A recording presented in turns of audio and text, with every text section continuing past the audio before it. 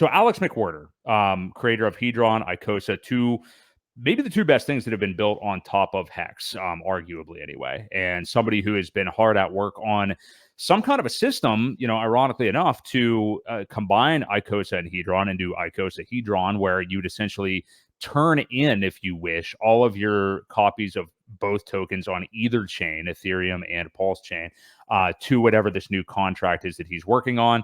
That will then give you the new United token. Apparently has also been working on, and this would change a hell of a lot of things. But you mentioned bridging eHEX to PulseChain earlier, Ewok, but Alex has also been working on mechanisms to be able to stake eHEX on PulseChain, which, I mean, that helps a lot of things right there. So I'm really interested in his thoughts, as he is somebody that's big in this ecosystem. Guys like him, Dipcatcher, I had a couple other people in mind I'm forgetting right now, but people who have built stuff on both chains, with the idea that we wanted to grow on both the chains. So Alex said, eHEX is a foot in the door. It's the thing that is most known with the easiest access to the most people. Are we to be an island? Instead of questioning A is worse than B, why buy A? Should we not be saying, hey, you have some A. Did you know you can bring it over in your sandbox and gain benefits from X, Y, and Z? Why not give A some niche utility in the new sandbox, entice the transition?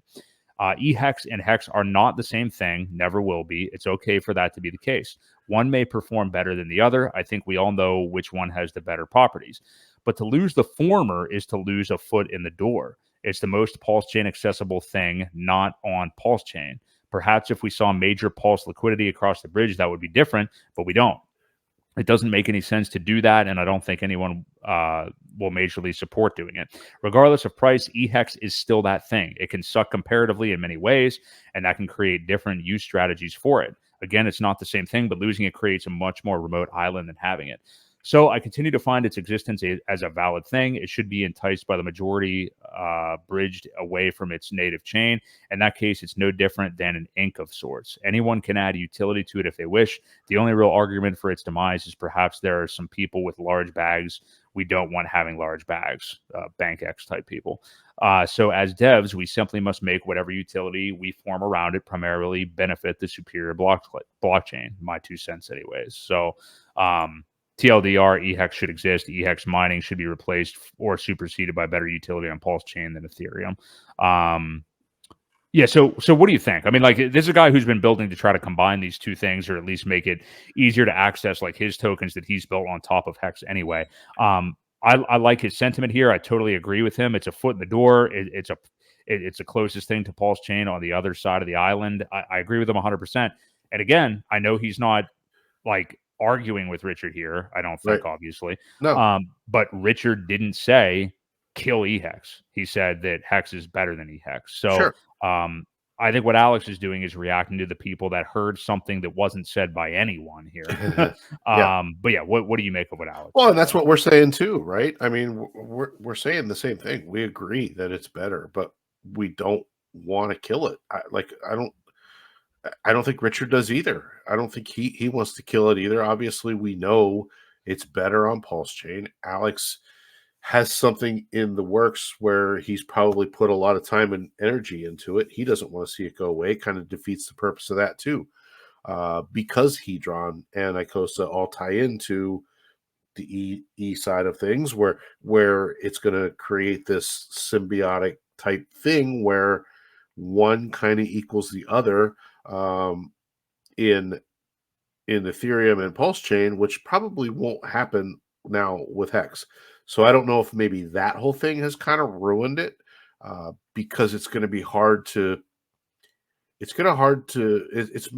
HEDRON on Ethereum equal HEDRON on PulseChain, because of the backing of the T-shares and things like that. That's why HEDRON is kind of derivative play on HEX.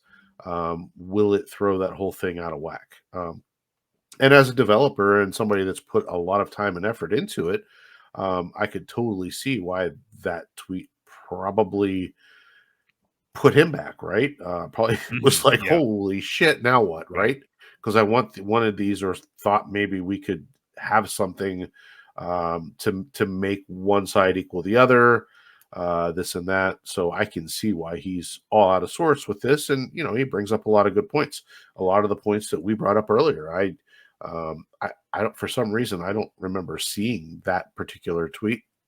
I read some of the other ones where he originally had stated, well, maybe now I shouldn't do this. And then I think he thought about it a little bit and then came out with this one, but I didn't read it the whole way through for some reason. I don't know why, but yeah, it's a lot of the points that we made earlier. Yeah. Sorry, Richard just tweeting more about this stuff in the background. You guys will have to check it out whenever you're done. He's basically at this point just kind of mocking people for being critical of him stating that Hex on PulseChain is better than eHEX. I think what he is maybe ignoring purposely is that most people, I don't know, people are acting like eHEX is dead. I mean, they're not acting like they're not interpreting what he said correctly, but whatever. I'm trying to live react to a tweet right now that's kind of hard to do on air. So anyway, you guys can check that out. It's in all caps. But